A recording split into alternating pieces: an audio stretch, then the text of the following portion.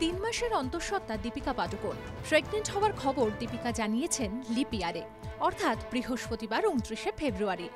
আসন্ন সেপ্টেম্বরে অর্থাৎ 2024-এই জন্মাবে তাঁর সন্তান। গোটা বলিউডেই এই খবরে শুভেচ্ছা জানিয়েছে দীপিকাকে।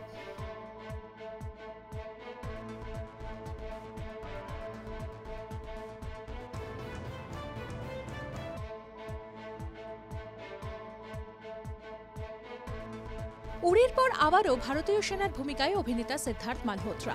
29শে ফেব্রুয়ারি মুক্তি পেল তাঁর আগামী ছবি যোদ্ধার ট্রেলার, যেখানে আরও দাপটের সঙ্গে দেখা গেল অভিনেতা সিদ্ধার্থ মালহোত্রাকে। সাগর আমরে ও পুষ্কর ওঝা পরিচালিত এই ছবিতে অভিনয়ে থাকছেন রাশি খান্না, দিশা পাটানি সহ আরও অনেকে। 15ই মার্চ ছবির মুক্তি।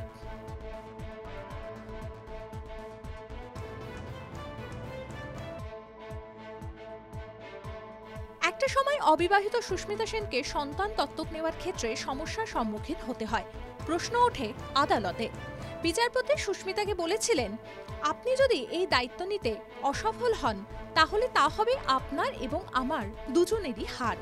মিস ইউনিভার্সের বাবা বলেছিলেন, বিয়ে যে জীবনের শেষ নয় তা আমার মেয়েকে শিখিয়েছি, ফলে তার সিদ্ধান্তের সঙ্গে আমরা সহমত।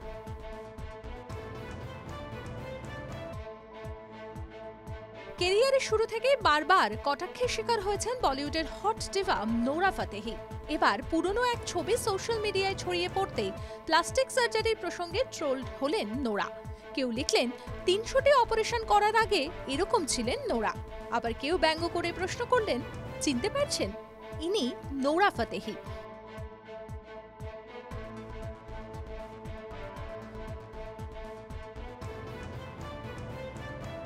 বিপাশা বসুর ছোট্ট মেয়ে দেবী এখন বড় হচ্ছে আস্তে আস্তে। ধীরে ধীরে হাঁটতে শিখছে সে। যোগা ম্যাটে লেখা অক্ষর পড়ার চেষ্টা করছে। দেবী মনে করে সব ইংরেজি অক্ষরই তার নাম। সম্প্রতি বাড়িতে এক্সারসাইজ করছিলেন বিপাশা। সেই সময় দেবী এসে যোগা ম্যাটের অক্ষরগুলিতে ছোট্ট ছোট্ট আঙুল বুলিয়ে নিজের নাম বলতে শুরু করে। বিপাশা মেয়েকে জড়িয়ে ধরে বলেন, সব জায়গাতেই তুমি দেবী নামটা দেখতে পাচ্ছ। সুখবর দিলেন টলিপাড়ার নয়া ফেলুদা টোটা রায়চৌধুরী। পরিচালক সৃজিত মুখোপাধ্যায় পরিচালিত আগামী ফেলুদা সিরিজ ভূস্বর্গ ভয়ঙ্করে কাজ শুরু হতে চলেছে।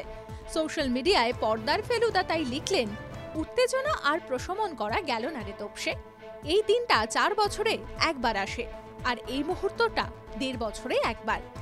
একটু লেখাপড়া করতে হবে, আর লালমোহন বাবুকে ফোন করে বলে দে যেন মাফলার মাঙ্কি ক্যাপ নিয়ে নেন।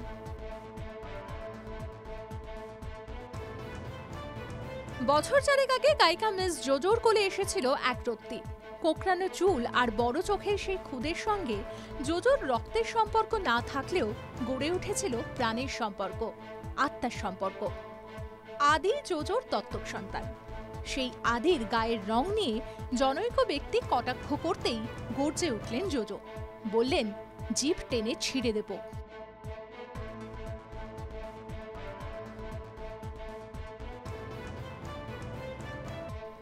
বলেছিলেন, ছিমছামভাবে বিয়ে করবেন কাঞ্চন মল্লিক ও শ্রীময়ী চট্টরাজ, কিন্তু বাস্তবে তা হচ্ছে না মোটেও। সামনে এলো তাঁদের বিয়ের কার্ডও। ভাববেন না সেই কার্ড নেহাতই সাধারণ। কাঞ্চন ও শ্রীময়ীর বিয়ের কার্ডে রয়েছে বিশেষ চমক। গোটা কার্ড জুড়ে রয়েছে রাজকীয় ছোঁয়া, জড়িয়ে রয়েছে আভিজাত্য।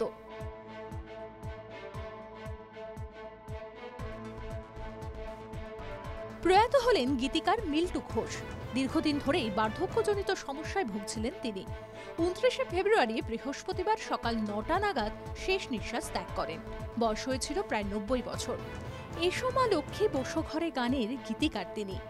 আজও কোজাগরী পুজোয় বাঙালির লক্ষ্মী বন্দনায় এই গান বাজে। তাঁর মৃত্যুতে সঙ্গীত জগতে শোকের ছায়া।